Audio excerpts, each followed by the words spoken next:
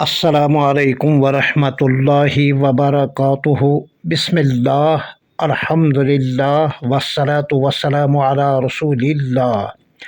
حضرت امیر صاحب آپ بارہمولہ، ایک مختصر تعارف۔ قسط نمبر 2۔ آپ کی ولادت باسعادت 21 ماہ ذی القعدہ 1356 ہجری مطابق 24 جنوری 1938 عیسوی میں مردم خیز و علم پرور اور تاریخی و تحریکی قصبہ بارہمولہ میں ہوئی تھی۔ اس طرح آپ کی عمر مبارک قمری حساب سے 90 سے اوپر اور شمسی حساب سے 87.5 سال کی ہے۔ متعن اللہ تعالیٰ بطول حیاتہ سلامتاً و عافیتاً و برکتاً۔ حضرت والد صاحب مرحوم کا نام نظام الرحمن تھا، تو انہوں نے آپ کا نام احمد رکھا تھا۔ پھر معلوم نہیں آپ پرویز احمد خان سے متعارف کیسے ہوئی۔ خود حضرت والا نے کئی مرتبہ اس کا اظہار کئی لوگوں کے سامنے فرمایا ہے۔ میں بھی وہاں موجود تھا۔ چونکہ پرویز کوئی اسلامی نام نہیں ہے بلکہ رکھنا نہیں چاہیے، تو آپ امیر احمد کے نام سے موسوم ہوئے، لیکن عرصے دراز سے آپ حضرت امیر صاحب بارہمولہ ہی سے جانے اور پہچانے جاتے ہیں، اور اسی منصب سے مانے بھی جاتے ہیں، جانے بھی جاتے ہیں۔ ابتدائی تعلیم بارہمولہ ہی میں پائی تھی، حتیٰ کہ 1960 عیسوی میں عیسائیوں کے بہت ہی قدیم اور مشہور school saint Joseph school Baramulla سے BA کیا۔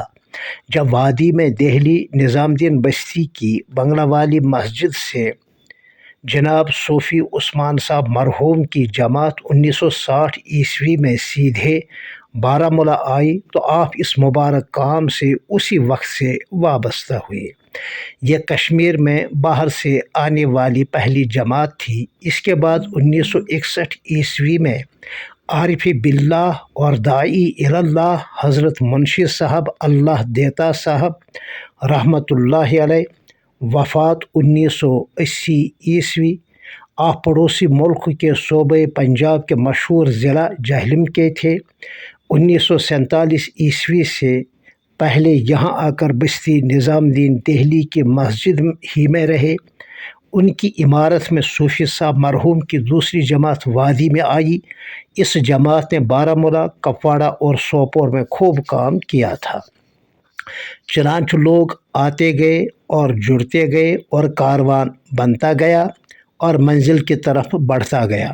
پھر 1962 عیسوی میں حضرت منشی صاحب مرحوم کا کشمیر میں دوبارہ ورود ہوا، تو ایک بڑی جماعت کی تشکیل کرا کے اس کو اپنے ساتھ بنگلہ والی مسجد لے کر آئے۔ یہ اس وقت کی بات ہے جب حضرت جی ثانی حضرت مولانا محمد یوسف صاحب کاندھڑوی دہلوی صدیقی، جن کی وفات 1966 عیسوی میں ہوئی تھی، اپنی آخری حیات مستعار میں بحیثیت امیر دعوت و تبلیغ کا عالمی کام سنبھالے ہوئے تھے۔ پھر ملتے ہیں اسی عنوان کے تحت تیسری قسط میں۔ تب تک کے لیے السلام علیکم ورحمۃ اللہ وبرکاتہ۔